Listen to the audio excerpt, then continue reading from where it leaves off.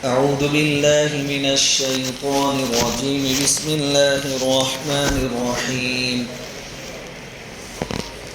ومن يبتغ غير الإسلام دينا فلن يقبل منه وهو في الآخرة من الخاسرين. كيف يهدي الله قوما كفروا بعد إيمانهم وشهدوا أن الرسول حق وجاءهم البينات والله لا يهدي القوم الظالمين.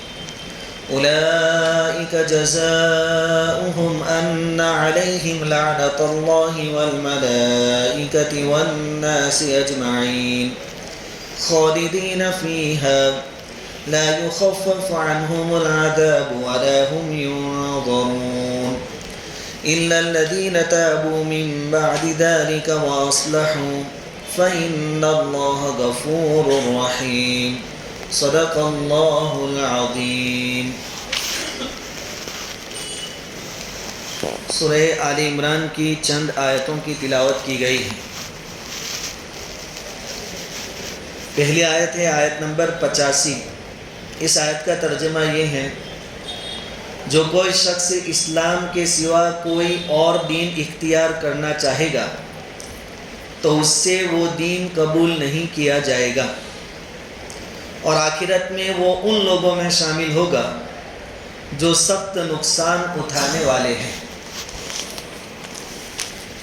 یہود و نصارہ سے خطاب چل رہا تھا کہ ان کو ہر طرح کے دلائل کے ذریعے یہ بات سمجھائی گئی، یہ حقیقت سمجھا دی گئی کہ اسلام ہی سچا دین ہے اور اللہ کے وہاں قابل قبول ہے.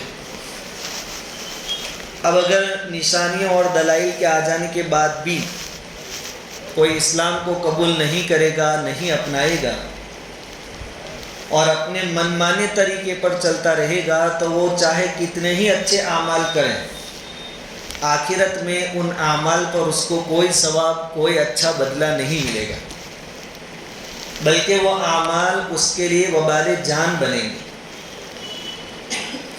عمل کے مقبول اور قبول ہونے کے کچھ شرائط ہیں.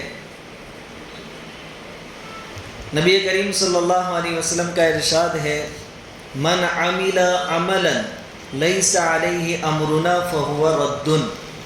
یہ مسلم شریف کی روایت ہے کہ جو کوئی ایسا عمل کرے جس کے کرنے کا حضور صلی اللہ علیہ وسلم نے حکم نہیں دیا، یعنی وہ عمل شریعت کے مطابق نہیں ہے، تو حضور فرماتے ہیں کہ وہ عمل مردود ہے، اللہ کے وہاں قابل قبول نہیں ہوگا. چاہے آدمی اس کو اچھا سمجھ کر کرتا رہے، لیکن جب شریعت میں اس کا ثبوت نہیں ہے تو اس عمل پر اس کو ثواب نہیں ملے گا. عمل کے قبول ہونے کے لیے کچھ شرطیں ہیں. اس میں پہلی شرط یہ ہے کہ اخلاص ہونا چاہیے. آدمی چھوٹے سے چھوٹا کام کرے لیکن اللہ کے خاطر کرے تو اللہ تعالیٰ اس کا ثواب عطا فرمائیں گے، بلکہ چھوٹے عمل پر بڑا اجر ثواب عطا فرمائیں گے. دوسری شرط یہ ہے ان یکون ثوابا، کہ وہ عمل حضور صلی اللہ علیہ وسلم کی شریعت کے مطابق درست بھی ہو. ہر عمل کو پہلے شریعت کے سامنے پیش کرنا پڑے گا. اگر وہاں فٹ بیٹھتا ہے تو ٹھیک ہے، اس پر ثواب ملے گا، اور اگر وہاں فٹ نہیں بیٹھتا ہے تو ثواب نہیں ملے گا. تیسری شرط یہ ہے عمل کے بارے میں کہ دیکھیں گے کہ وہ عمل قرآن میں ہے، حدیث میں ہے. اگر ان دو جگہوں پر مل جائے تو بہت اچھا، اس کو جاری رکھیں گے، آگے بڑھائیں گے. اور اگر قرآن اور حدیث میں صراحتاً نہیں ملتا ہے تو پھر صحابہ کرام کی زندگی کو دیکھیں گے کہ انہوں نے کسی نے کوئی عمل کیا ہے کہ نہیں کیا. دیکھو یہ قاعدے بہت اہم ہیں. ہم بہت سارے اعمال ایسے کرتے ہیں جس کو ہم ہمارے ذہن کے حساب سے ثواب کے کام سمجھتے ہیں، لیکن وہ ثواب کے کام نہیں ہیں. ایک تازہ مثال جو میرے ذہن میں آتی ہے وہ یہ ہے کہ کوئی آدمی مر گیا، اس کے بعد اس کے گھر کئی دنوں تک ہم روزانہ بیٹھنے جاتے ہیں، اور ہم کیا سمجھتے ہیں کہ ہمارے بیٹھنے سے ان کو ذرا تسلی رہے گی.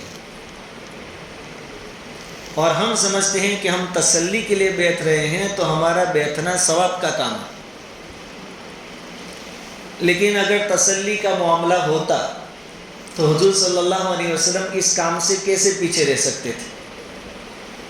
کسی حدیث میں آپ کو نہیں ملے گا کہ کسی صحابی کا انتقال ہوا ہو پھر ان کے گھر پر کئی دنوں تک یا ایک دن تک بھی حضور صلی اللہ علیہ وسلم اور صحابہ کرام نے بیٹھک کی ہو، اس نیت سے کہ اس گھر والوں کو تسلی ملے. تو یہ عمل غلط ہے. ہمارے یہاں تو کرسیاں فری میں ملتی ہیں، جس کو جب چاہے جتنی چاہے لے جائے ٹیمپو میں لا کر، پھر وہاں پڑی رہتی ہیں، پھر وہاں بیٹھتے ہیں. اچھا، بیٹھنے کے بعد کیا ہوتا ہے؟ وہاں کی تفسیر ہوتی ہے، قرآن کا درس ہوتا ہے، تسبیح پڑھتے ہیں بیٹھ کر. کیا کرتے ہیں؟ وہی تیری میری ہوتی ہے پھر. اور یقین جانیے کہ ہمارے اس بیٹھنے سے گھر والوں کو تسلی تو بہت دور کی بات، ان کو تکلیف ہوتی ہے. کیونکہ گھر کے باہر اگر مرد لوگ ڈیرا ڈال کر بیٹھیں گے تو پہلے تو مستورات کے آنے جانے کا مسئلہ کھڑا ہوگا. اور مان لو میت رات کو ہو گئی تھی، اب یہ لوگ کھانے کا باقی تھا، انہوں نے کھایا نہیں ہے، یہ دوپہر کو سوئے نہیں تھی، رات کو سونے کا نہیں ملا، اب لوگ بیٹھے ہیں تو یہ چاہ کر بھی سو نہیں سکتے. گھر والے، میت کے گھر والے یہ سوچیں گے کہ یار لوگ کیا کہیں کہ ہم بیٹھنے آئے نہیں، یہ سو گیا. ایسے کئی مسئلے ان کو ایڈجسٹ کرنے پڑتے ہیں ہمارے بیٹھنے کی وجہ سے. حالانکہ اس کا شریعت میں کوئی ثبوت نہیں. ایک ہی وقت، ایک ہی مرتبہ آپ تعزیت کے لیے جا سکتے ہیں. آپ جنازے کے وقت پہنچ گئے، بیٹھ لیا، رشتہ دار سے مل لیا، کام ہو گیا. اب دوسری بار آپ کو جانے کی اجازت نہیں. کوئی سفر میں تھا، بیمار تھا، اس لیے اس دن نہیں جا سکا، وہ جا سکتا ہے، وہ بھی ایک بار، ایک مرتبہ. اور ہم ثواب سمجھ کے مہینے مہینے تک بیٹھے رہتے. بلکہ بیٹھنا کیا، پھر بیٹھتے ہیں تو اور زیادہ ہمارے دل نرم ہوتے ہیں ہمارے حساب سے. تو کہ بھائی گھر والوں کو کھلانے کی فکر کرو. اب کھلانا ہے میت کے گھر والوں کو، شریعت کا حکم ہے 2 وقت کا کھانا، 1 دن کا بس. کیونکہ شریعت یہ چاہتی ہے کہ ہم دوسرے تیسرے دن سے دوسرے لوگ کام میں لگ جائیں. کیونکہ مرنا کوئی عجیب چیز نہیں ہوئی کہ جو نہیں ہونے والی تھی اور ہو گئی. مرنا پہلے سے نکی تھا. اب جو نکی تھا وہی ہوا، پھر اس کے پیچھے آپ بیٹھے رہو. کہا کہ نہیں 1 دن تک کھانا بھیج دو. اب ہم بیٹھیں گے، آج میری طرف سے کھانا. اور بھائی ہم تو قاضی صاحب، ہمارا بڑا نام، تو بھی آ جائیے، تو بھی کل ہمارے یہاں کھا لیے. اس کو بھی بول دینا. یہ وہ کوئی 10 گھر ادھر بول دو، 10 گھر ادھر بول دو. اب چرچا ہوگی کس کے گھر کا کھانا ہے. قاضی صاحب کھلا رہے ہیں، حاجی صاحب کھلا رہے ہیں، پٹھان صاحب کھلا رہے ہیں. تو بھائی دوپہر کو کیا 25-30 آدمی ہو گئے، دوست سرکل بھی آ گیا، اس کے رشتہ دار بھی آ گئے، تو اب تو دیکھ چڑھانی پڑے گی. اب دیکھ، اب بھائی کیا کھلائیں گے؟ بھائی ماڈے گوشت کھلایا تو اچھا کھلایا. اب وہ بیچارہ مر گیا، وہ آپ کے ثواب کے انتظار میں ہے اور آپ ماڈے گوشت کھا رہے ہیں، کھلا رہے ہیں، اور اس کو سمجھ رہے ہیں ہم ثواب کا کام کر رہے ہیں. کہا کہ اس پر ثواب نہیں ملے گا. بلکہ اگر دین کا کام سمجھ کے کریں تو آپ کو گناہ ہوگا اس کے. اچھا، اب ایک نے دیکھا کہ یہ تو دور کا رشتہ دار تھا اور اس نے دیکھ چڑھائی، میں تو ذرا قریب میں ہوں، پڑوس میں بھی ہوں، پھر رات کا کھانا میری طرف سے. وہ سوچے گا اس نے 40 کو کھلایا، میں 60 کر دوں، اپنا ان سے بڑا نام ہو جائے. یہ 60 کو کھلا رہا ہے، اس نے ماڈا گوشت کھلائے، اب ہم بریانی کھلا دیں گے. اور یہ چلتا ہے، اور یہ یہاں کسی بات نہیں ہے، اب سب جگہ چلتا ہے. اب ہم سمجھتے ہیں یہ ثواب ہے، لیکن یہ ثواب نہیں ہے، کیونکہ شریعت میں ایسا کوئی سلسلہ نہیں ملتا. شریعت نے اجازت کس کو دی ہے؟ شوہر مر جاوے تو بیوی کو اجازت ہے کہ 4 مہینے 10 دن تک تو بناؤ سنگار نہیں کرے گی، سوگ منائے گی. اور اس میت کے گھر والوں کو اجازت دی ہے کہ 3 دن 3 رات سوگ منانے کی. بس 4تھے دن سے کام کاج پر لگ جاؤ، کیونکہ یہ تو ہونا ہی تھا جو ہوا، اور سب کے گھر میں ہوگا، کوئی نہیں بچے گا. اب آپ بیٹھے رہے، ہائی واویلے کرے، پھر 5 اور آتے، پھر واپس ان کو رلاتے. یہ بیچارے رو کے ابھی شانت ہوئے، آدھے گھنٹے بعد 2 اور عورتیں آ جاتی، وہ پھر آ کے رلاتی. یہ سلسلہ کئی دنوں تک میت کے گھر والوں کو پریشان کرتا ہے، اور ہم سمجھتے ہیں کہ ہم ثواب کا کام کر رہے ہیں. تو چلو اس کو چیک کرو، قرآن میں ہے، کہا نہیں ہے. حدیث میں ملتا ہے بڑے سے بڑے صحابی کے انتقال کے بعد یا حضور کی اس دنیا سے تشریف لے جانے کے بعد صحابہ کرام نے جمع ہو کر ایسا کام کیا ہو؟ کہا نہیں ملتا، کہا کہ پھر یہ شریعت کا کام ہے ہی نہیں۔ تو اپنے عمل کو پہلے قرآن کے سامنے پیش کرو، حدیث کے سامنے پیش کرو، صحابہ کرام کی زندگیوں کے سامنے پیش کرو۔ اگر ان تین جگہوں پر آپ کو نہیں ملتا ہے تو سمجھو یہ کام شریعت کا نہیں۔ اس کے باوجود ہم کر رہے ہیں تو آپ یقین جانیے زبان سے، چاہے آپ کہہ رہے ہیں کہ ہم ثواب کے لیے کر رہے ہیں، لیکن آپ دکھلاوے کے لیے کر رہے ہیں، یا آپ مجبوری میں کر رہے ہیں کہ نہیں کریں گے تو لوگ تانا دیں گے، آپ تانے سے بچنے کے لیے کر رہے ہیں۔ اس کو بولتے ہیں تھپڑ مار کر گال لال رکھنا۔ سمجھ میں آ گئی بات؟ تو ایسے دھندوں سے آپ کو چھڑاؤ۔ زبردستی کی جو زنجیریں سماج اور معاشرے میں ہم نے جو ڈالی ہے اس کو نکالو، اپنی زندگی کو ہلکا پھلکا کرو۔ اور کوئی کہے تو شریعت کو آگے رکھ دو، بھائی شریعت میں نہیں تھا ہم نہیں کریں، کھیل ختم، پھر جس کو جو بولنا ہو بولے۔ اس میں خرچے سے بھی بچ جائیں گے، بیجا تکلفات سے بھی بچ جائیں گے، اور گناہ سے بھی بچ جائیں گے۔ تو یہ ہیں عمل کے قبول ہونے کی کچھ نشانیاں۔ آپ کوئی بھی اچھا کام کریں لیکن شریعت میں نہیں ہے، اس کا کوئی وزن نہیں ہے۔ ایک بہت خوبصورت عورت ہو، حسین جمیل، خوبصورتی کی تمام چیزیں ہیں اس کے اندر، لیکن اس کا کیریکٹر اور کردار اچھا نہیں ہے۔ اب آپ کسی شریف آدمی کے پاس اس کی بات لے کر جائیں تو وہ عورت بہت خوبصورت ہے، بہت اچھی ہے، حسین جمیل ہے، آپ اس سے نکاح کر لو، لیکن اتنا ہے کہ اس کا کیریکٹر اچھا نہیں ہے، کردار اچھے نہیں ہے، دھندے اچھے نہیں ہیں، تو وہ شریف آدمی کیا کرے گا کہ ایسی خوبصورتی کو میں کیا کروں؟ کتنی بھی خوبصورت ہو لیکن اس کو میں اپنے گھر لا کر کیا کروں گا؟ میرے وہاں چائے میں سب زیادہ خرچہ ہوگا۔ سمجھ آ گئی بات؟ تو آپ کتنا بھی اچھا کام اپنے حساب سے کر لیجئے، لیکن اندر شریعت کی روح نہیں ہے تو وہ کوئی کام کا نہیں۔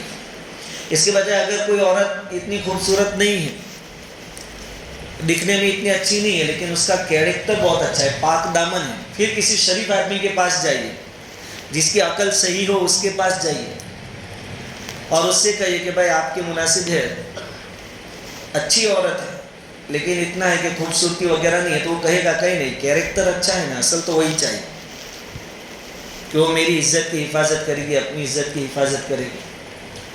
تو یہاں عمل چاہے کتنا تھوڑا ہو لیکن شریعت کے مطابق ہے تو آپ کو ثواب ملے گا، لیکن آپ کام بہت بڑا کر رہے ہیں لیکن شریعت کے خلاف ہے تو آپ کو ثواب نہیں ملے گا۔ اور میں پھر سے کہہ رہا ہوں، دیکھا دیکھی کسی کام میں مبتلا نہیں ہونا ہے، یا شرما شرمی بھی کسی کام میں مبتلا نہیں ہونا کہ اس نے کیا تو ہم نے کیا، یا فلاں آیا تھا تو دینے پڑے، یار کیا کرے ہم تو راضی نہیں تھے۔ یہ سب چیزوں کا کوئی ثواب آپ کو ملنے والا نہیں ہے۔ شریعت کو آگے کرو کہ بھائی شریعت میں نہیں ہے اس لیے ہم نہیں کریں گے۔ حضور صلی اللہ علیہ وسلم نے پیشین گوئیاں فرمائی تھی کہ قیامت سے پہلے کیسے حالات ہونے والے ہیں اعمال کے حساب سے۔ ایک روایت میں نقل کرتا ہوں، معجم الاوسط کے اندر نقل کی گئی ہے۔ حضور صلی اللہ علیہ وسلم نے فرمایا ایک وقت آئے گا کہ میری امت میں فساد پھیلے گا، ہر آدمی اپنی اپنی خواہشات کے پیچھے چل پڑے گا، میری سمجھ میں جو چیز آوے وہ دین اور وہ اچھا، چاہے شریعت میں اس کا ثبوت ہو کہ نہ ہو۔ ایسا ایک دور آئے گا اور تقریباً آ چکا، بدعات کے گھوڑے دوڑائیں گے۔ اس دور میں اگر کسی نے میری ایک سنت کو مضبوطی سے تھام لیا، اس کو اللہ تعالیٰ 100 شہیدوں کا ثواب دیں گے۔ آج وہی دور ہے، ہر آدمی اپنی رائے کے بارے میں کہتا ہے کہ یہی سچ ہے، میں جو کہتا ہوں وہی برابر ہے، سامنے والا غلط ہے، اور اپنی خواہشات کے پیچھے لوگ دوڑ رہے ہیں۔ تو ایسے وقت میں ہمیں چاہیے کہ ہم سنتوں میں کیا ہے، سنتیں کیا ہیں اس کو معلوم کریں، شریعت کیا ہے اس کو معلوم کریں، اور اسی کو مضبوطی سے پکڑے رہیں۔ دیکھا دیکھی شرما شرمی کسی کے پیچھے نہ چلیں۔ آج کے دور میں ایک ایک سنت پر عمل کرنا 100 شہیدوں کے ثواب کے برابر ثواب رکھتا ہے۔ اب یہ جو آیت آئی کہ اسلام کے علاوہ کوئی مذہب قابل قبول نہیں ہوگا، اسلام ہی قابل قبول ہے، اس کے متعلق ایک حدیث ہے، امام احمد رحمۃ اللہ علیہ نے اس کو نقل کیا ہے مسند احمد کے اندر۔ اس کے راوی ہیں حضرت ابو ہریرہ رضی اللہ تعالیٰ عنہ۔ وہ فرماتے ہیں حضرت ابو ہریرہ کہ ہم مدینۃ المنورہ میں تھے، حضور صلی اللہ علیہ وسلم نے ارشاد فرمایا کہ قیامت والے دن اعمال اللہ رب العزت کے دربار میں آئیں گے، ہم نے جو عمل کیے ہیں اس کو بھی اللہ تعالیٰ شکل دیں گے، جیسے ہماری شکلیں صورتیں ہیں ہمارے اعمال کی بھی شکلیں ہوں۔ ابھی تو نماز ہم کو دکھتی نہیں ہے، نماز میں ہم دکھتے ہیں، کہ ہم ٹیڑھے ہوئے سجدے میں گئے لیکن نماز نہیں دکھتی. لیکن اللہ تعالیٰ قیامت کے دن نماز کو بھی ایک شکل دیں گے, روزے کو بھی ایک شکل دیں گے, ہم نے جو تسبیح پڑھی اس کی بھی ایک شکل ہوگی. اور اس کی تائید اس حدیث سے بھی ہوتی ہے جس میں آیا ہے کہ جب بندہ مر جاتا ہے اور حاجی نمازی ہوتا ہے تو قبر میں جب فرشتے آتے ہیں اس وقت ایک حسین و جمیل چہرے والا آدمی بھی وہاں آتا ہے اور اس کو انسیت دلاتا ہے, مانوس کرتا ہے کہ گھبرا مت, تو اکیلا نہیں ہے, میں تیرے ساتھ. تو مردہ پوچھتا ہے کہ تو کون ہے, میں تجھے نہیں پہچانتا. تو وہ جو خوبصورت شکل والا آدمی ہوتا ہے وہ کہتا ہے کہ میں تیری نمازیں ہوں جس کو تو دنیا میں بہت اہتمام سے پڑھتا تھا, اللہ نے مجھے یہ شکل دی. تو معلوم ہوا اور ثابت ہوا کہ عمل کی بھی شکل ہوگی, اور یہ کوئی مشکل بات نہیں ہے. یہ ٹی وی وغیرہ میں جو شکلیں دکھتی ہیں وہ کہاں سے آتی ہیں؟ وہ جو کوئی دکھتے ہیں وہ ہمارے گھر میں تو ہوتے نہیں ہیں, وہ لہروں سے آتی ہے شکلیں. جب انسان ایسی چیزیں تلاش کر سکتا ہے تو اللہ کے لیے کون سی مشکل بات ہے. تو اعمال آئیں گے قیامت کے دن, اللہ رب العزت کے دربار میں حاضر ہوں گے. نماز آئے گی اور کہے گی میں تیری نماز ہوں, یا ربی انا الصلاۃ, میں تیری نماز ہوں. اللہ تعالیٰ فرمائیں گے تو بہتر ہے, تو اچھی ہے. اس کے بعد روزہ آئے گا اور کہے گا کہ یا ربی میں روزہ ہوں.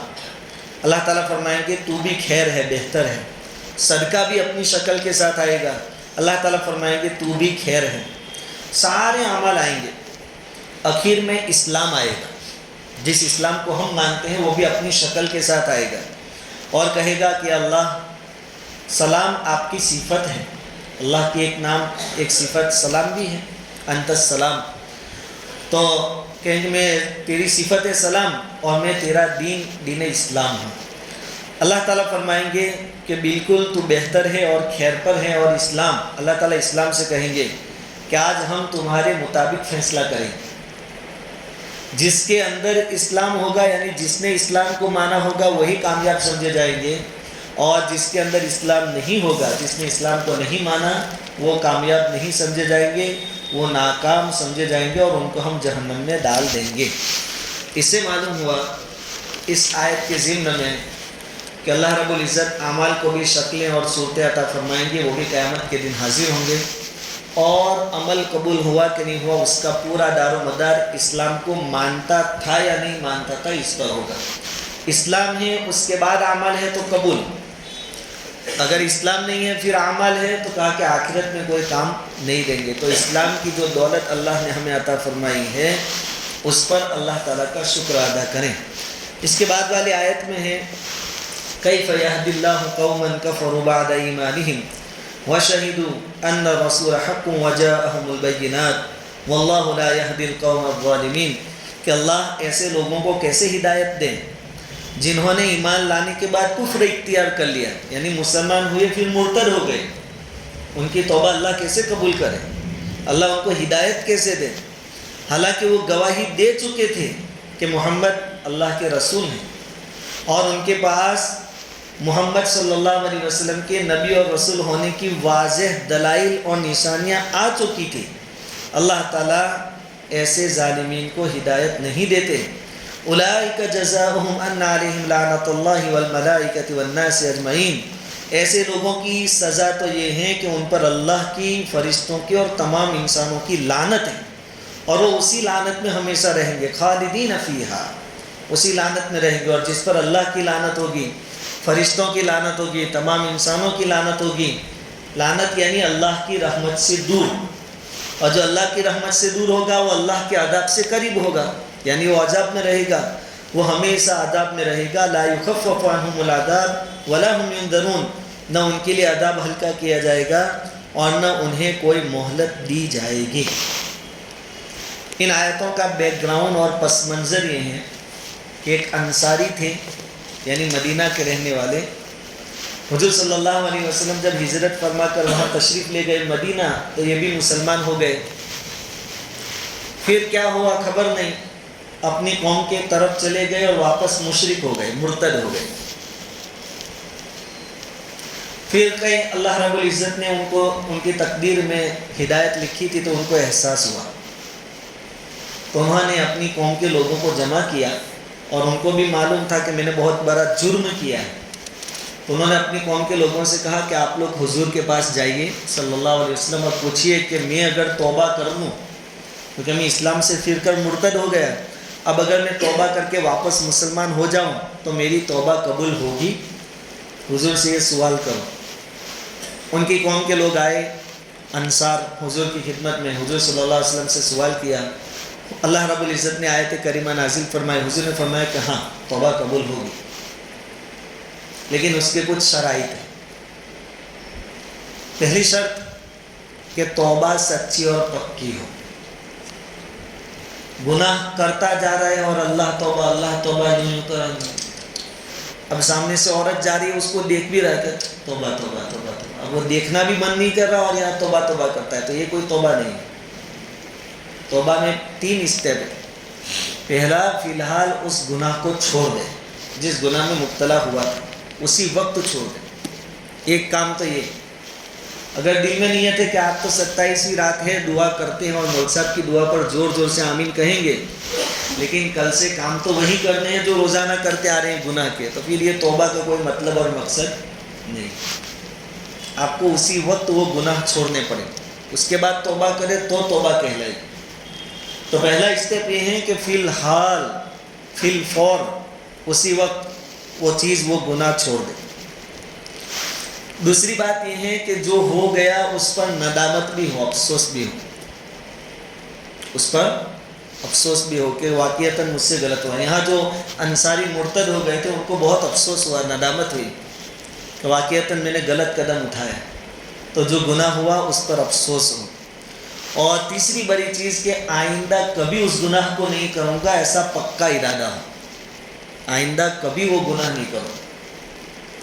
آپ پکا ارادہ کریں اور اس پر محنت کرتے رہے، پھر اتفاق سے کبھی ہو گیا تو آپ پھر توبہ کر لیں، لیکن آپ نے جو ابھی توبہ کی وہ قبول ہوگی، کیونکہ آپ نے پکا ارادہ کیا تھا۔ لیکن اگر دل میں ارادہ ہی نہیں تھا، خالی توبہ کی، تو پھر وہ توبہ قابل قبول نہیں ہو۔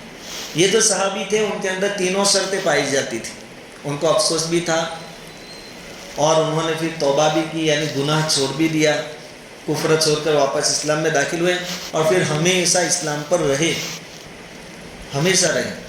تو اللہ تعالیٰ نے فرمایا کہ ایسے لوگوں کی توبہ ہم قبول کریں گے۔ وہ آیت بعد میں آئے گی، الا الذین تابوا من بعد ذلک واصلحوا فإن اللہ غفور رحیم۔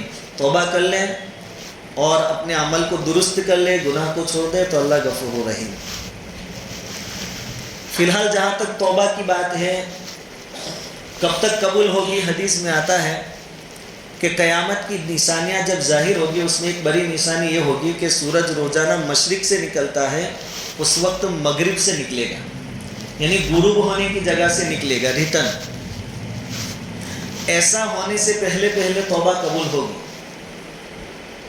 اس کے بعد بندوں کی توبہ قبول نہیں ہوگی۔ اب یہ جو سورج مغرب سے آئے گا، طلوع ہوگا، یہ قیامت کی ایک نشانی تو ہے، لیکن اس کے اندر دوسری بھی ایک حکمت علماء نے بیان فرمائی کہ ایسا اللہ تعالیٰ کیوں کریں گے۔ کہا کہ اس کے اندر حکمت یہ ہے کہ ابراہیم علیہ السلام کا مقابلہ اور مناظرہ ہوا تھا نمرود سے۔ نمرود بادشاہ تھا ابراہیم علیہ السلام کے زمانے میں، اور اس نے بھی دعویٰ کیا تھا کہ میں رب ہوں۔ الم تر الی الذی حاج ابراہیم فی ربہ ان آتاہ اللہ الملک اذ قال ابراہیم ربی الذی یحیی و یمیت۔ ابراہیم علیہ السلام نے دین کی دعوت دی تو اسے کیا کہا تھا کہ تو خدائی کا دعویٰ چھوڑ دے، رب تو وہ ہے جو زندگی دیتا ہے اور موت دیتا ہے۔ اس بیوقوف نے بھی کہا تھا انا احیی و امیت، کہ یہ کام تو میں بھی کرتا ہوں۔ اب کیسے؟ کہا قید خانے میں سے 2 قیدی کو بلاؤ۔ ایک قیدی وہ تھا جس کے لیے موت کا فیصلہ ہو چکا تھا، کہا دیکھو اس کی موت یقینی ہے، لیکن میں نے اس کو معاف کر دیا، جا دیکھو اس کو میں نے زندگی دے دی۔ اور دوسرا بے قصور تھا، اس کا چھوتنا طے ہو چکا تھا، اس کو قتل کروا دیا کہ دیکھو یہ چھوتنے والا تھا لیکن میں نے مار دیا، تو میں بھی موت دیتا ہوں، میں بھی زندگی دیتا ہوں۔ ابراہیم علیہ السلام سمجھ گئے کہ بیوقوف آدمی ہے۔ اب ایسی دلیل لا کے رکھتے ہیں کہ فبہت الذی کفر، کافر ہکا بکا رہ گیا، لاجواب ہو گیا۔ ابراہیم علیہ السلام نے کہا دیکھ، میں جس کو رب مانتا ہوں وہ تو کیا کرتا ہے کہ روزانہ مشرق سے سورج نکالتا ہے اور مغرب میں غروب کرتا ہے، ادھر غروب کرتا ہے۔ اگر تو رب ہے تو تو الٹا کر کے دکھا دے، یہاں سے نکال اور ادھر غروب کر کے بتا دے۔ قرآن نے نقل کیا فبہت الذی کفر، کافر ہکا بکا رہ گیا، نہیں کر سکا۔ اب کوئی کافر یہ نہ کہے کہ چلو نمرود نے تو نہیں کرا، اس سے تو نہیں ہوا، تو تمہارے اللہ نے بھی کہاں کر کے بتایا؟ ابراہیم علیہ السلام نے تو صرف اس وقت کہا تھا کہ اللہ کر سکتا ہے، لیکن کر کے تو نہیں دکھایا تھا نا اللہ نے۔ وہ قیامت سے پہلے اللہ تعالیٰ کر کے بھی دکھائیں گے، تاکہ کسی کی زبان پر یہ نہ آئے کہ اللہ بھی نہیں کر سکتا ہے۔ اس لیے ایک حکمت یہ بھی ہے ادھر سے سورج کے غروب طلوع ہونے میں مغرب کی طرف سے، کہ اس کا جواب ہو جائے گا اس وقت کہ دیکھو میں تو قادر تھا۔ ایک حکمت علماء نے یہ لکھی ہے۔ اور علماء فرماتے ہیں کہ اللہ تعالیٰ نے اپنے نبیوں کو جو معجزات دیے ہیں، قیامت سے پہلے دنیا میں اس کی کچھ مثالیں ایگزامپل ظاہر کریں گے، تاکہ لوگوں کو معلوم ہو، یقین ہو کہ معجزات حق ہیں۔ ایک مثال، سلیمان علیہ السلام نے اللہ تعالیٰ سے دعا فرمائی تھی کہ مجھے ایسی حکومت اور سلطنت دے کہ میرے بعد کسی کو نہ ملے، ایسی لاجواب سلطنت اور حکومت عطا فرما۔ اللہ تعالیٰ نے دعا قبول فرمائی۔ کیسی سلطنت دی؟ انسانوں پر بھی بادشاہت، جنات بھی آپ کے تابع، چرندے پرندے درندے سب آپ کے تابع، یہاں تک کہ ہوا جو ہے ہوا وہ بھی آپ کے کنٹرول میں، آپ جدھر چاہے لے جائیں۔ اور آپ کا ایک شاہی تخت تھا بہت بڑا، اس پر آپ بیٹھتے تھے، وہ تخت ہوا میں اڑتا تھا، اور اس کے اوپر کئی لوگ بیٹھے ہوتے تھے کرسیوں پر، اور جب تخت اڑتا تھا تو اس کے اوپر پرندے پر پھیلا کر کھڑے ہوتے تھے۔ اب یہ باتیں ہم تو مانتے ہیں، قرآن نے کہا فائنل چیز ہے، یہ ان روایتوں میں سے نہیں ہے جو من گڑت ہے، پریشان مت ہونا۔ پھر وہ کتاب میں سے تو نہیں ہے جو 2 دن مولوی صاحب نے سنائی تھی، یہ تو قرآن میں ہے اور یہ تو حدیث میں ہے۔ اللہ تعالیٰ نے لاجواب سلطنت دی تھی۔ اچھا، اس کے ضمن میں ایک بات میں یہ کہنا بھول گیا تھا کہ جب یہ باتیں ہم نے سنی تو ہمارے دماغ میں یہ بات بھی آئی ہوگی کہ یار اب ہم جمعرات کو یا گشت میں یا درمیانی یا آخری بات کریں گے تو کہاں سے لائیں گے؟ تو میں نے اس دن کہا تھا فضائل اعمال، اس میں سے لاؤ، اور ایک اور کتاب حیات الصحابہ، بہت معتبر کتاب ہے، اور صحابہ کرام کی زندگی اس میں بڑی تفصیل سے لکھی گئی، بلکہ بعض علماء کے بارے میں نے پڑھا، یوں کہتے ہیں کہ اس میں جو حالات دیے گئے ہیں دوسری کتابوں میں نہیں ملیں گے۔ آپ کو اگر بیان کرنا ہے، درمیانی آخری بات کریں تو آپ حیات الصحابہ کا سہارا لیں۔ میں بھی بہت بیانوں میں اس سے فائدہ اٹھاتا ہوں الحمدللہ، بہت اچھی باتیں اس میں ملتی ہیں، اور یہ بھی گجراتی میں بھی ملتی ہیں، اردو میں بھی ہے، گجراتی عربی، حیات الصحابہ، آپ اس میں سے بیان کیجیے۔ خیر، تو سلیمان علیہ السلام کو اللہ تعالیٰ نے ایسی لاجواب سلطنت دی تھی۔ اب یہ بات آپ کسی کافر کے سامنے کہیں تو کیا کہے گا کہ یار اب تم مسلمان ہو نہ، تم کہتے ہو کہ قرآن میں ہے تو تم مانتے ہو، بھائی ہماری سمجھ میں تو نہیں آتا، لیکن اللہ تعالیٰ نے اس کی مثال دنیا میں دے دی۔ اب تم ایگزامپل کے طور پر بھی سمجھا سکتے ہو۔ 1000 لوگ بیٹھے ہیں پلین میں، ہوائی جہاز کے اندر، پلین کے اندر، اور وہ پلین اڑ رہا ہے، سب کرسیاں ڈال کر بیٹھے ہیں، اندر کھا بھی رہے ہیں، بلکہ کود بھی رہے ہیں، ناچ بھی رہے ہیں، ٹی وی بھی دیکھ رہے ہیں، سونے والے سو بھی رہے ہیں، اور پلین کو اڑانے والے صرف 2 پنکھے ہیں، مشینری ہے، ڈیزل پیٹرول ہے، اور بنایا کس نے؟ انسان نے۔ جب انسان یہ کر سکتا ہے کہ 1000 5,000 لوگ بیٹھے ایسے ومان بنا کر اس کو ہوا میں اڑا سکتا ہے مشینری کے ذریعے، ڈیزل پیٹرول کے ذریعے، تو انسانوں کو بنانے والا اللہ ایسا تخت نہیں بنا سکتا جس میں 4000 لوگ بیٹھیں اور ان کو لے کر تخت اڑے؟ تو سلیمان علیہ السلام کو جو معجزہ دیا تھا اس کی مثال اللہ نے دنیا میں پیدا کر دی، ومان۔ اب ہم کہہ سکتے ہیں کہ ایک معمولی 6 فٹ کا انسان جب ومان بنا سکتا ہے اور وہ ہوا میں ادھر اڑ سکتا ہے، جس کا زمین سے کوئی کنیکشن نہیں ہوتا نیچے سے، تو پھر اللہ سلیمان علیہ السلام کو یہ چیز کیوں نہیں دے سکتا؟ کون منع کرتا؟ اسی طرح ایک اور چیز، حجۃ الوداع، جس میں حضور صلی اللہ علیہ وسلم نے آخری حج فرمایا، 1.5 لاکھ صحابہ کرام موجود تھے۔ 1.5 لاکھ کا مجمع ہو، ہمارے یہاں اجتماع کے اندر 20-25 ہزار جو ہوتے ہیں تو کتنے مائک لگانے پڑتے، اسپیکر لگانے پڑتے؟ حضور کے زمانے میں اسپیکر کہاں تھے؟ اور صحابہ کرام جیسے جیسے آتے گئے، کنارے پر بیٹھتے گئے، اپنے خیمے لگاتے گئے، वहाँ कहीं सिक्योरिटी ने वो सब इंतज़ाम तो था नहीं कि सब चारों तरफ से बराबर बैठे हो और बीच में हुजूर।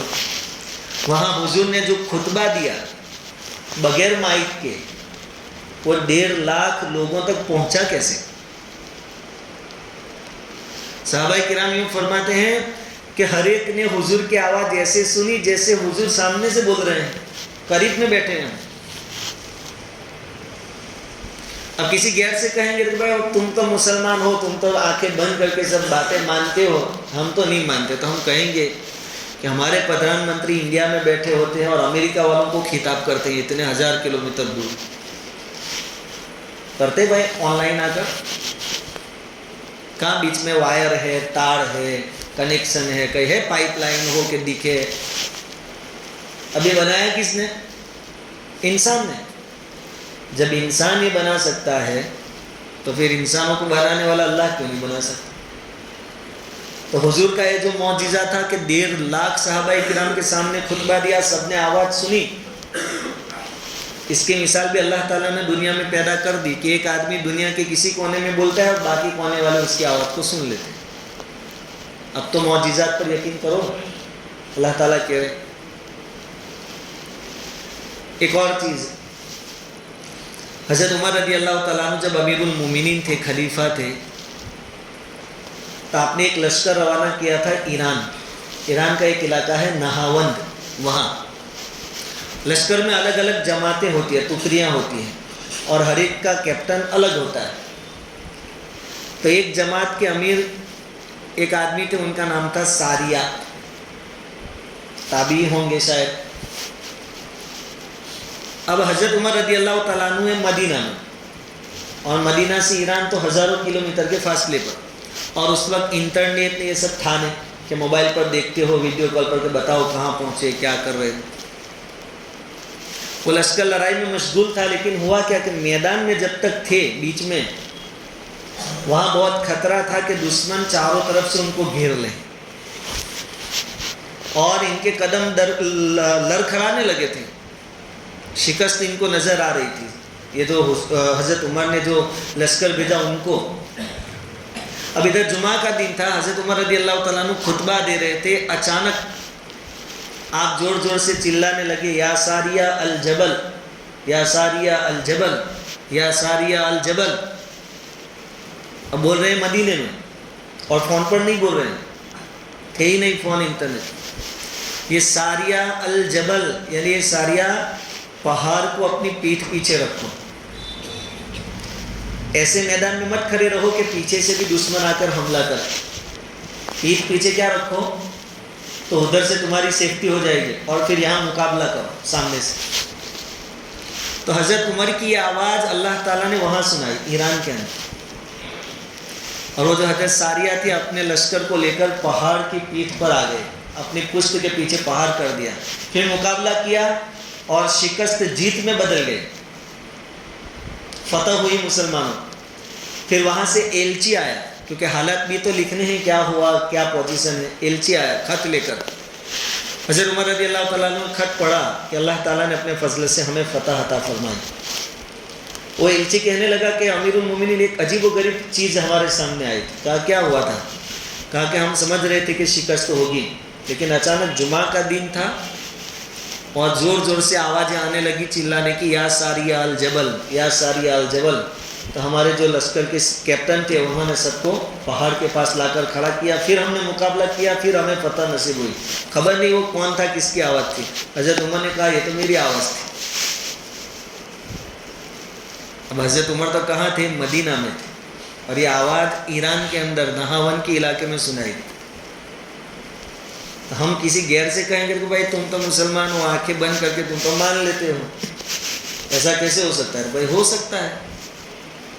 यहाँ बैठकर मैं अमेरिका कहाँ बात करा मिला, मैं करके बता दूँ। जब इंसान ऐसी चीज़ें वजूद में ला सकता है, टेक्नोलॉजी, तो इंसान को बनाने वाले अल्लाह के लिए कौन सी बड़ी बात है। खैर आज के सबक का खुलासा ये है कि आप कोई भी अमल करें उसको शरीयत के सामने पहले पेश करें।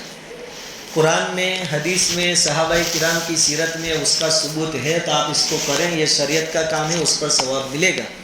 اور قرآن حدیث اور صحابہ کرام کی زندگیوں میں یہ کام نہیں ملتا ہے تو آپ اس کو دین سمجھ کر نہیں کر سکتے، اس پر گناہ ہوگا۔ اور یہ جو آیت پڑھی گئی وَمَن يَبْتَغِ غَيْرَ الْإِسْلَامِ دِينًا، یہ یہود اور نصارہ کے بارے میں ہے، اور وہ جو انصاری مرتد ہو گئے تھے ان کی توبہ قبول ہوگی کہ نہیں ہوگی اس کے بارے میں ہے کہ اگر سچی پکی توبہ کر لیتے ہیں اور پھر ہمیشہ اسلام پر جمے رہیں گے تو اللہ تعالیٰ ایسے لوگوں کی توبہ قبول کر لیں گے۔ تو اس سے معلوم ہوا کہ مرتد بھی اگر سچی توبہ کر کے واپس اسلام میں آ جائے تو اللہ اس کی بھی توبہ قبول کر لیں گے۔